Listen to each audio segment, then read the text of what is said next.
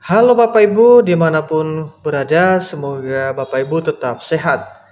Nah, pada video ini saya membagikan info terbaru seputar honorer, di mana ada info terbaru lagi katanya tenaga honorer yang jumlahnya 2,3 juta dengan SPTJM berpeluang besar diangkat jadi ASN 2024 oleh BKN. Apakah lolos tanpa tes?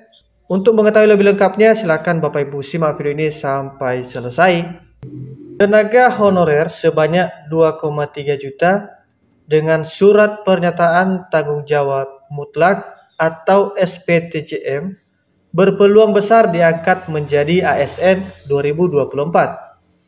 Diketahui, tenaga honorer telah direncanakan untuk diangkat menjadi ASN, yaitu P3K sesuai amanat Undang-Undang ASN 2023. Berdasarkan Undang-Undang ASN 2023, penataan tenaga honorer wajib diselesaikan paling lambat pada Desember 2024. Sebelumnya, Badan Kepegawaian Negara atau BKN telah melakukan evaluasi hasil piloting, verifikasi dan validasi data tenaga honorer. Piloting yang dilakukan oleh Badan Kepegawaian Negara bertujuan untuk mendapatkan data yang valid dan akuntabel terkait tenaga honorer.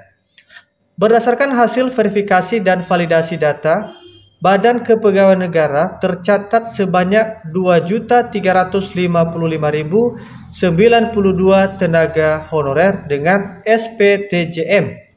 Selain itu, Badan Kepegawaian Negara mengungkap bahwa ada sebanyak 749.398 tenaga honorer yang lolos seleksi dan telah diangkat menjadi ASN.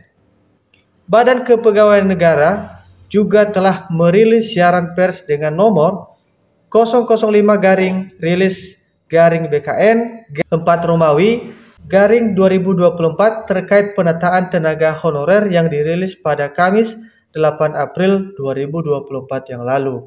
Berdasarkan siaran pers tersebut, Badan Kepegawaian Negara menegaskan bahwa proses pendataan tenaga honorer telah selesai dilakukan pada bulan Oktober 2022 yang lalu. Pada tahap finalisasi yang dilakukan pada 31 Oktober 2022 yang lalu, setiap instansi melakukan pengecekan terakhir terkait pendataan tenaga honorer dan menerbitkan SPTJM sebagai hasil akhir pendataan. Badan Kepegawaian Negara menekankan bahwa saat ini pihaknya sudah tidak lagi melakukan pendataan tenaga honorer tahun 2024. Tenaga honorer sebanyak 2,3 juta dengan SPTJM yang telah melalui verifikasi dan validasi data potensi diangkat menjadi ASN.